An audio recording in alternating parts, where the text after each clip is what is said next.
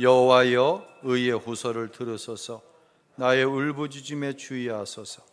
거짓되지 아니한 입술에서 나오는 나의 기도에 귀를 기울이소서. 주께서 나를 판단하시며 주의 눈으로 공평함을 살피소서. 주께서 내 마음을 시험하시고 밤에 내게 오시어서 나를 감찰하셨으나 흠을 찾지 못하였사오니 내가 결심하고 입으로 범죄하지 아니하리이다. 사람의 행사로 논하면 나는 주의 입술의 말씀을 따라 스스로 삼가서 허악한 자의 길을 가지 아니하였사오며 나의 걸음이 주의 길을 굳게 지키고 실족하지 아니하였나이다. 아멘. 할렐루야. 우리 교단에 교회 개척 훈련원이라고 하는 곳이 있습니다. 교회를 성령의 감동으로 이제 개척하기를 원하는데 어떻게 개척을 해야 되는지를 잘 몰라 함께 하기를 원하는 이 개척 대상자들이 신청을 해요. 그러면 개척훈련원에 속해 있는 강사들이 그들에게 방법도 알려주고 특별히 중요한 영성 훈련을 시키는 곳이 교회 개척훈련원입니다. 제가 영성훈련 감사로 몇 년을 섬기면서 있었던 일입니다. 함께 강사로 섬겼던 목사님 가운데 저 부산 영도에서 목회를 하시는데 특수목회예요. 교회 이름이 한국해양교회입니다. 개척한 지 15년 만에 작년 신자 한 100여 명이 영도 앞바다가 보이고 한국해양대학이 한눈에 내려 보이는 언덕에 대지 500평의 교회를 아주 잘 지어놨어요. 이제 그곳에서 한국해양대학교 학생들을 대상으로 특별 전도 집회를 섬기기 위해서 몇몇 목사님들이 협력해서 전도 집회를 할 때 있었던 일이에요. 제가 이제 가서 이제 섬기면서 보니 정말 대단하더라고요.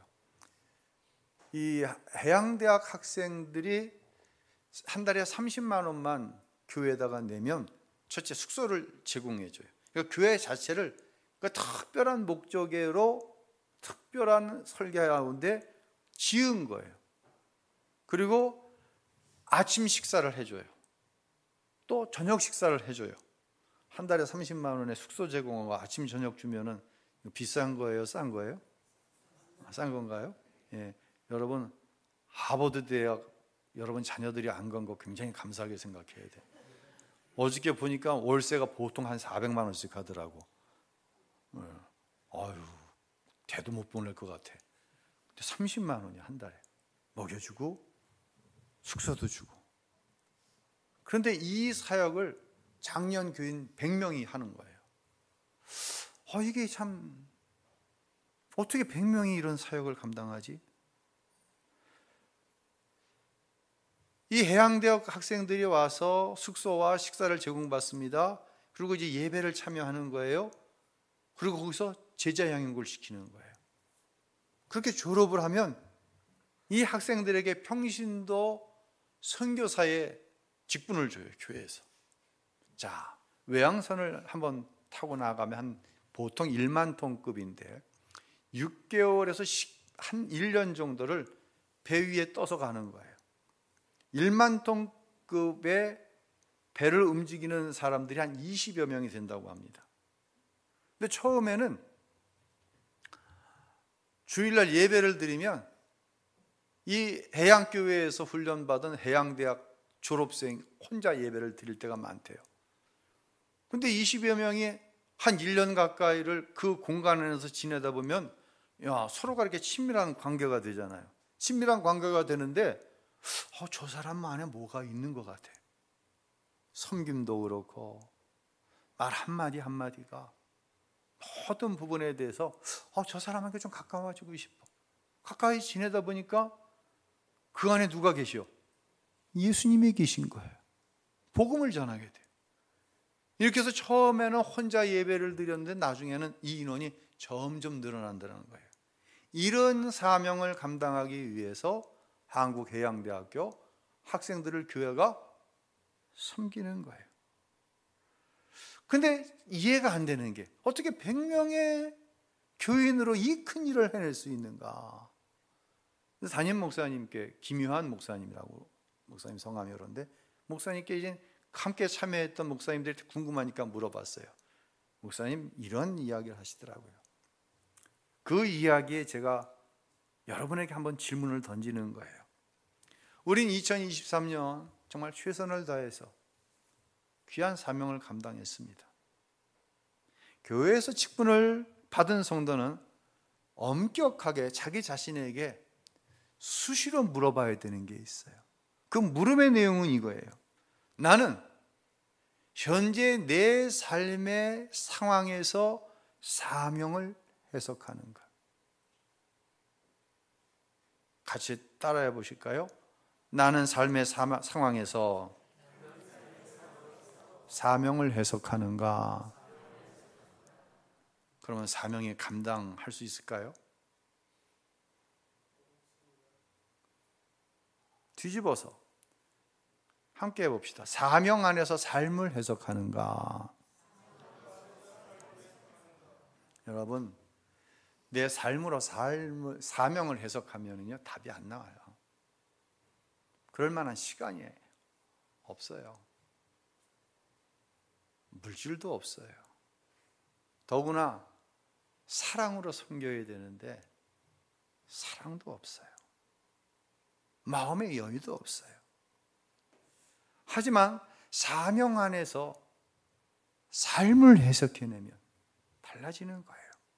눈에 보이는 것이 있게 되는 거예요. 예수님께서는 하나님의 나라에 대한 설명을 하면서 겨자씨에 대한 비유를 말씀하십니다. 자, 우리 마가복음 4장 30절, 32절 함께 읽어볼까요? 우리가 하나님의 나라를 어떻게 비교하며 또 무슨 비유로 나타낼까? 겨자씨 한 알과 같으니 땅에 심길 때에는 땅 위의 모든 씨보다 작은 것이로되 심긴 후에는 자라서 모든 풀보다 커지며 큰 가지를 내나니 공중의 새들이 그 그늘에 깃들일 만큼 되느니라. 아멘. 나는 2023년 겨자씨 한 알만한 믿음으로 사명을 감당했나? 나는 2024년 겨자씨 한 알만한 믿음으로 사명을 감당할 마음의 준비가 되어 있는가? 살펴봐야 돼요. 왜냐하면 심겨질 때는 겨자씨 한 알이에요. 여러분 겨자씨 못 보신 분들 혹시 계신가요? 있으시면 좀 이따 목양실에 오시면 제가 보여드릴게요. 목양실에 제가 걸어놓은 겨자씨가 있는데 깨알보다 작아요. 근데 이게 일단 땅에 심겨지면 큰 나무가 되어 많은 새들이 그곳에 와서 쉬기도 하고 둥지를 튼다고 하는 거예요. 사명 안에서 삶이 해석되어져 내 모든 것을 주님 앞에 드릴 때에 그것이 얼만큼 되겠어요? 그럼 그것이 결국은 많은 영혼들을 구원해내는 것, 많은 사람들이 그것에서 쉼을 얻는 그런 위대한 일이 되어진다고 하는 것이에요. 본문으로 한번 돌아가 보도록 하겠습니다. 뒤에 이 전개로 드린 말씀이 같이 연결이 되어질 거예요. 제가 지난 주간 우리 부목사님과 함께 점심을 먹으러 갔어요. 근데 이 식당 사장님은 손님들하고 이야기하는 걸 참 좋아하세요. 제가 가면은 늘 이렇게 말을 시켜요. 음식이 나왔어요. 음식을 먹기 시작하는데 사장님이 옆에서 이런 이야기를 하는 거예요. 목사님, 제가 지난 추수감사절날 자기가 다니는 교회 담임 목사님이 세례를 받으라 그러는데 안 받았어요. 그러는 거예요. 저에게 이제 뭔가를 듣고 싶어서 한 얘기겠죠. 그래서 왜 안 받으셨어요? 특별한 이유가 있나요? 이 사장님이 두 가지 이야기를 하시더라고요. 첫째 이유가 자기가 대기업에서 오랫동안 직장 생활을 한 거예요. 근데 이 기업의 중역이라고 하는 사람들 가운데는 장로님도 있고 안수 집사님도 있고 그럴 거 아니에요? 그런데 그 말하는 말과 행동이 모범이 되지 않는다는 거예요. 오히려 예수 안 믿는 사람들보다 못하더라는 거예요. 그래서 세례 안 받았다는 거예요. 두 번째는 개인적인 이유인데 술, 담배를 못 끊었다고. 그리고 아직도 자기 안에 죄의 문제가 남아있다는 거예요. 제가 좀 도전적인 이야기지만 이런 이야기를 했어요. 혹시 사장님은 예수님이 사장님의 죄를 대신하여 십자가에 죽으신 것을 믿으시나요? 당황스러운 질문이죠. 이어서 다른 사람이 교인답게 살지 않는데 왜 사장님이 세례를 안 받으시는 거예요? 도대체 다른 사람이 볼 때 덕스럽지 못해? 왜 사장님이 그것 때문에 세례를 안 받으시는 거예요? 술, 담배, 죄가 있어서 세례를 못 받는다고요? 사장님, 그건 대단히 교만한 말이에요. 내년에는 사장님이 예수님이 나의 죄를 대속해 주신 그리스도라는 믿음이 생기면 세례를 받으세요. 하나님이 도와주실 거예요. 그렇게 이야기를 했어요. 식사를 하고 나오는데 목사님, 자기 마음에 큰 울림이 되었다고, 큰 도움이 되었다고 얘기를 합니다. 혹시 여러분 가운데도 내가 신앙생활을 이렇게 하는 이유가 누구 때문에? 여러분, 왜 그 사람 때문에 내가 신앙생활을 이렇게 해야 돼요? 하나님과의 관계 아니에요, 신앙은? 물론 사람과의 관계도 중요하지 않다는 얘기는 절대로 아니에요. 내 의로 구속함을 받았나요? 아니잖아요. 오늘 우리가 다뤄야 되는 이 본문은요, 좀 민감해요. 이 뒤에 이제 거짓 기도에 대해서 다윗이 얘기를 하는데, 여러분 가운데는 이런 설교는 목사님이 좀 넘어갔으면 좋겠다 라는 생각이 드실 분들이 꽤 많을 거예요. 민감한 문제예요. 바로 의란 무엇이고 죄란 무엇인가? 하나님이 받으시는 거짓되지 않는 기도는 무엇이고 하나님이 받지 않으시는 거짓된 기도는 무엇인가? 이거에 대해서 다윗이 이야기를 하고 있어요. 먼저 다윗은 자신에 대해서 1절에 이렇게 이야기합니다. 함께 읽겠습니다. 오 여호와여, 내 의로움을 들으소서, 내 울부짖음을 돌아보소서, 내 기도에 귀를 기울이소서, 거짓 없는 내 기도를 들어주소서. 뭐라고 얘기해요? 내 의로움을 들으소서. 거짓이 없는 내 기도를 들어달라는 거예요. 이거 좀 밥맛 없지 않아요? 이거 좀 재수 없지 않아요? 여러분, 뒤로 넘어가면 이 생각이 더 깊어질 수가 있어요. 다윗은 자신이 의롭다고, 자신의 기도에는 거짓됨이 없다는 거예요. 제가 이 1절의 말씀을 그대로 오늘 설교의 제목을 거짓 없는 기도다라고 얘기하는 거예요. 3절 보면은요, 더 당황스러워요.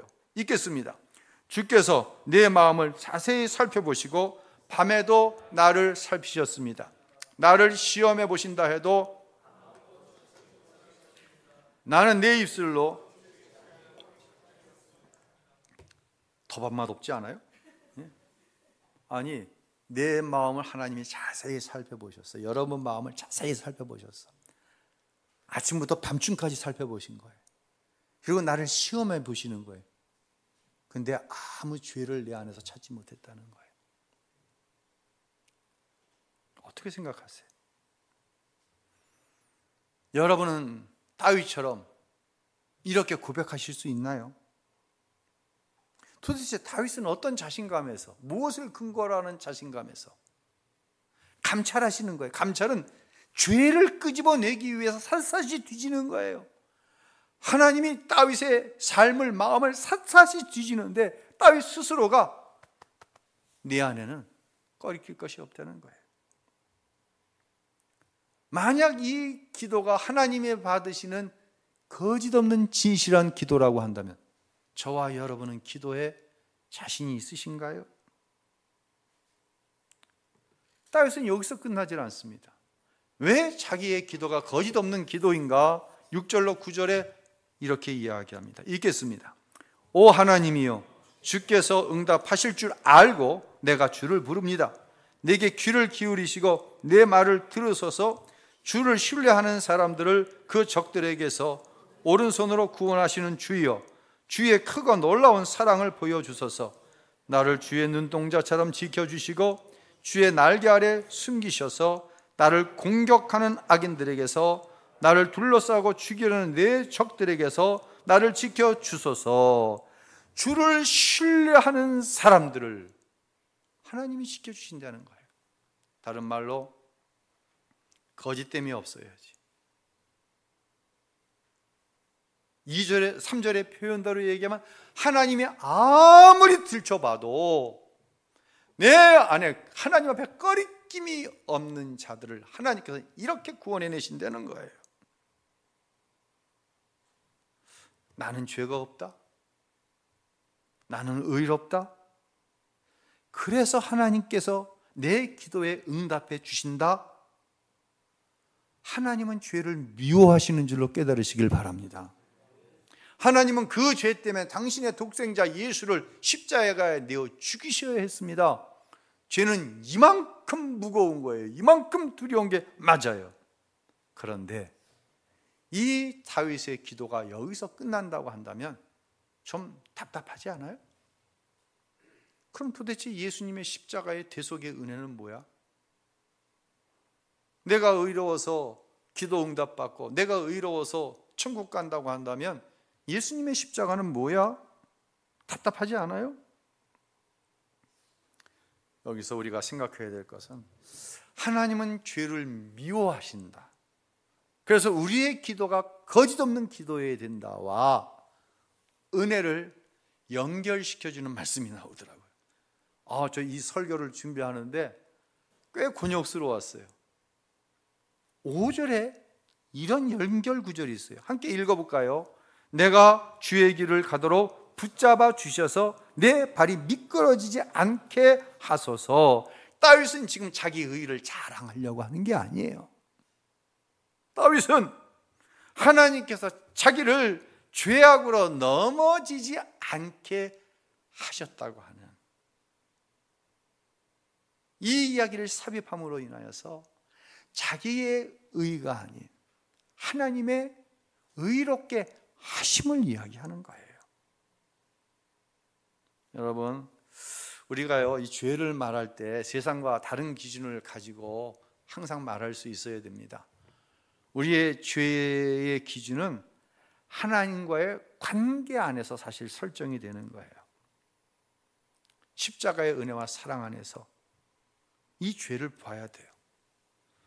저와 여러분이 예수를 믿음으로 하나님의 자녀가 된 줄로 믿습니다. 여러분은 하나님의 자녀입니다. 하나님의 자녀에게는 한 가지 특별한 약속이, 세상 사람이 경험할 수 없는 특별한 약속이 주어져요. 그 약속의 내용이 뭐냐면 하나님이 항상 나와 함께 하신다고 하는 축복이에요. 할렐루야. 성경에 나오는 이 믿음의 조상 아브라함을 비롯해서 이삭, 야곱, 요셉, 예수님의 제자들, 저와 여러분에 이르기까지 하나님은 계속 약속하시는 거예요. 내가 너와 함께한다. 우리 빨리빨리 한번 좀 찾아볼까요? 먼저 아브라함에게 아비멜렉을 통하여 이런 약속을 창세기 21장에서 하십니다. 읽겠습니다. 그대가 하는 모든 일에 하나님께서 그대와 함께 하십니다. 할렐루야. 이삭에게 말씀하십니다. 26장입니다. 읽겠습니다. 이 땅에서 계속 살면 내가 너와 함께 하겠고 내게 복을 주겠다. 너와 네 자손에게 내가 이 모든 땅을 줄 것이고 내가 네 아버지 아브라함에게 맹세한 것을 이뤄 주겠다. 야곱에게 약속하십니다. 31장입니다. 내 조상의 땅, 내 친족들에게서 돌아가거라. 내가 너와 함께 하겠다. 요셉에게 말씀하십니다. 39장입니다. 여호와께서 요셉과 함께 하심으로 요셉은 형통하게 되었습니다. 할렐루야. 계속해서 얘기하는 거예요. 다윗과도 마찬가지예요. 예수님께서 승천하시면서 제자들에게 또 이 약속을 주셔요. 마태복음 28장 우리 한번 읽어볼까요? 보라, 내가 세상 끝날까지 너희와 항상 항상 함께할 것이다. 아멘. 저와 여러분에게 어떤 약속을 주셨을까요? 구약 성경을 인용해서 예수님의 탄생에 이런 이야기를 하는 거예요. 우리는 예수님의 탄생을 지금 기다리는 거예요. 예수님의 탄생이 왜 우리에게 가장 커다란 축복의 출발점인가를 여기서 알 수 있어요. 마태복음 1장 23절 읽겠습니다. 처녀가 잉태하여 아들을 낳을 것이요 그를 임마누엘이라 부를 것이다. 임마누엘이란 우리와 함께 하신다는 뜻입니다. 아멘. 죄의 심각성이 여기서 나오는 거예요. 하나님은 항상 우리와 함께 하세요. 믿으시기 바랍니다. 그런데 죄는 하나님과 나와의 하나된 관계를 단절시켜버려요. 깨뜨려버리는 거예요. 그때 우리는 이 땅에서 가장 비참한 상태가 되는 거예요. 하나님의 사람의 가장 비참한 상태는 하나님과 관계 속에 죄가 막아서 하나님과의 관계가 끼어져 있는 상태. 다윗이요, 부하장수의 부인 밧세바와 간음을 하잖아요. 선지자가 와서 다윗의 죄를 지적합니다. 그때 다윗이 울면서 통회하면서, 그냥 신하들이 다 보고 있는 거예요. 지금 뭐 부끄러운 것도 없어요. 통회하면서 자신의 죄를 회개하는 장면이 시편 51편에 나와요. 나를 주님 앞에서 멀리 하지 마시고 주의 성령을 거두지 마옵소서. 그 구원의 기쁨 다시 회복시키시고 변치 않는 맘 내 안에 주소서. 다윗이 두려웠던 것은 죄로 인해서 하나님께서 자신의 왕권을 거두어 가시는 게 아니었어요. 왕권으로 인한 물질적인 축복, 명예, 권력, 자기에게 창피함이 돌아오는 것, 이게 두려운 게 아니에요. 하나님이 다윗의 일생에 함께 하셨어요.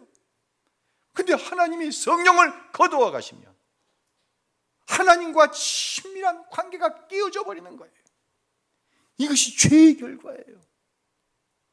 다윗은 나에게서 하나님의 성령을 거두어 가지 말아달라고 그 한 가지를 처절하게 부르짖어 애원하고 있는 거예요. 사랑하는 성도 여러분, 바로 이게 죄의 심각성이에요. 우리 영이 주님과 함께 할 때 비로소 우리의 기도가 거짓되지 않는 기도가 되는 거예요. 이게 성도의 복이에요. 지난주에 설교 제목이 뭐였죠? 무엇하면 됩니다? 정직하면 됩니다. 정직한 사람이 거짓되지 않은 기도를 하나님께 올려드리는 거예요.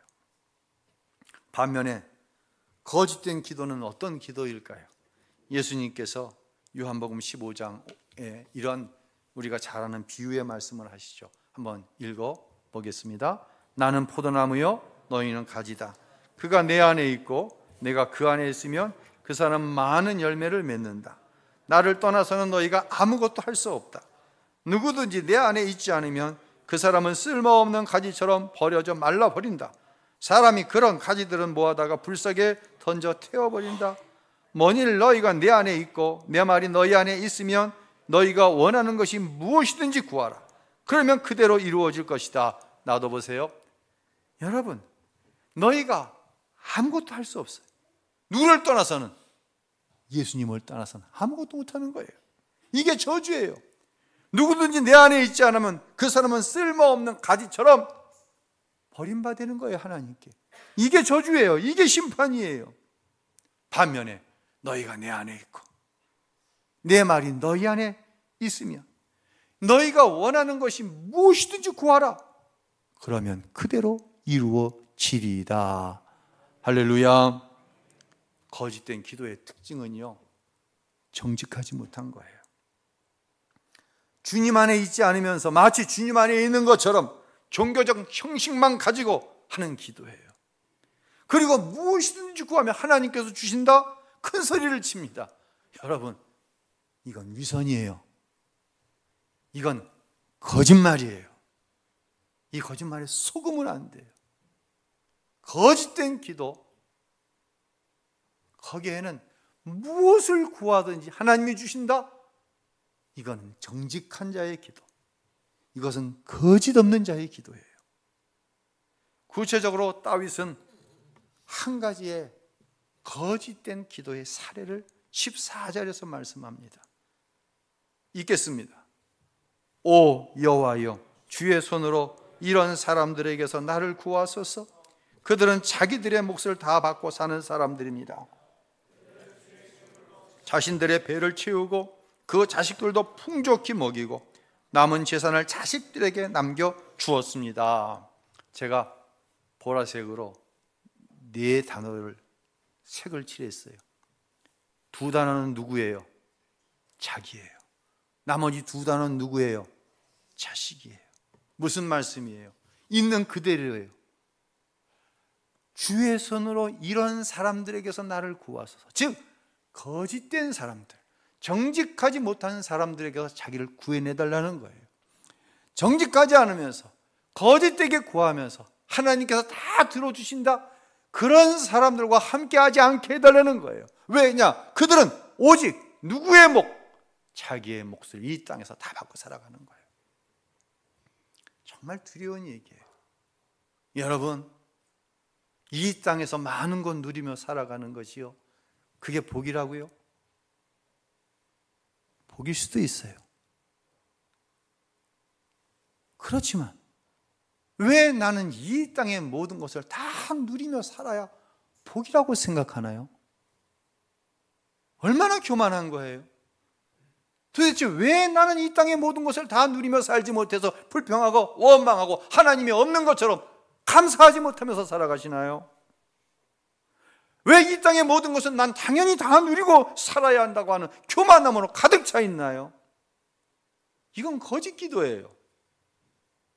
그들은요, 하나님께 드려야 할 것으로 자신의 즐거움을 누리는 사람들이에요. 하나님께 마땅히 드려야 될 시간, 물질, 재능, 삶을 드리지 않아요. 자기를 위해서만 쓰는 거예요. 좀 더 나아가면 자식에게 풍족한 것을 제공해 주기 위해서 마땅히 하나님 앞에 드려야 할 것을 안 드린다는 거예요. 11조도 안 드려요. 사명도 안 감당해요. 오직 누구만을 위해서?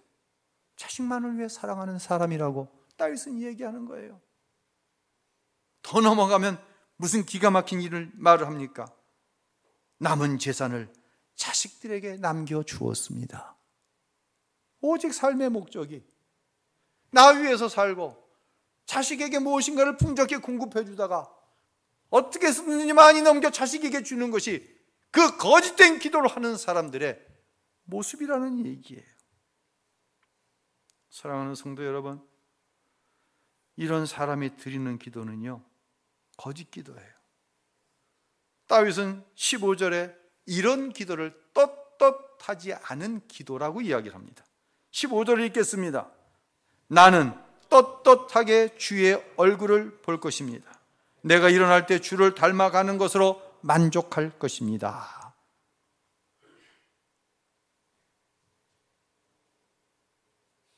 정직하면 되는 거예요. 정직해야 하나님 앞에 떳떳하게 설 수가 있어요. 하나님 앞에 거짓 없는 기도로 정직해서 떳떳한 사람이 누구의 얼굴을 본다? 주의 얼굴을 보는 거예요. 2023년표 하나님의 얼굴을 보는 거예요. 거짓된 기도는 하나님과의 친밀한 관계 안에서 나오는 기도가 아니에요. 다른 말로 하나님과의 관계가 죄로 이미 깨어졌다는 거예요. 하나님과의 친밀한 관계 안에서 누리는 참된 평화, 약속하신 축복, 이게 누려지지가 않는 거예요. 제가 이렇게 한번 정리를 해봤어요. 이것은 나의 거짓됨일 수도 있고 여러분의 거짓됨일 수도 있어요. 자, 한번 보시기 바랍니다. 예수 안에 살아가는 사람은요, 세상 사람이 누리는 즐거움 다 누리지 못할 수 있어요.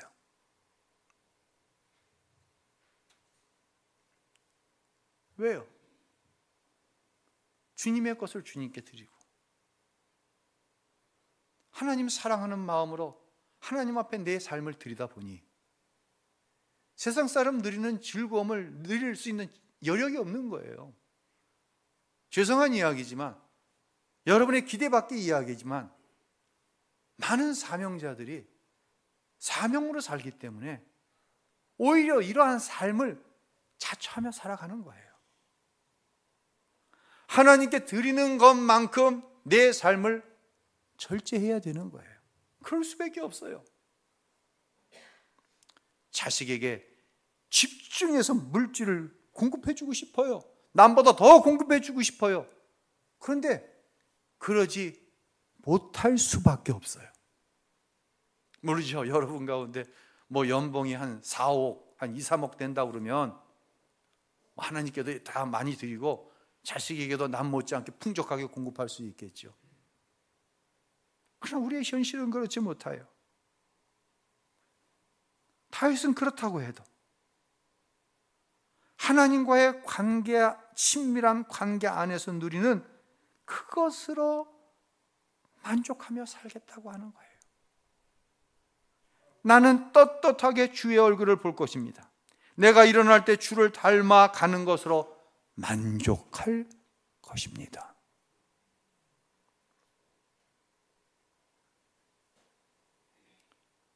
그때 하나님께서 친히 이루시는 세상으로 공급받을 수 없는 축복을 다윗은 이미 누렸기 때문에 자신 있게 이 이야기를 할 수 있는 거예요. 여러분이 하나님과의 온전한 가운데, 관계 가운데 거짓 없는 기도를 했다고 한다면 바로 다윗이 누렸던 그 축복은 반드시 여러분의 축복이 될 거예요. 그렇게 될 줄로 믿으시길 바랍니다. 거짓 없는 기도, 하나님 앞에 정직하면 됩니다. 이 믿음과 이 마음의 중심을 가지고 하나님 앞에 한 걸음 한 걸음 더 나아가 세상 끝날까지 나와 함께 하시마 약속하신 그 주님과의 동행하는 축복을 마음껏 누리며 주님과 동행할 때 역사되어지는 그 기적과 능력의 삶을 살아가는, 사랑하는 모든 성도 여러분들이 다 되실 수 있기를 예수님의 이름으로 축원합니다.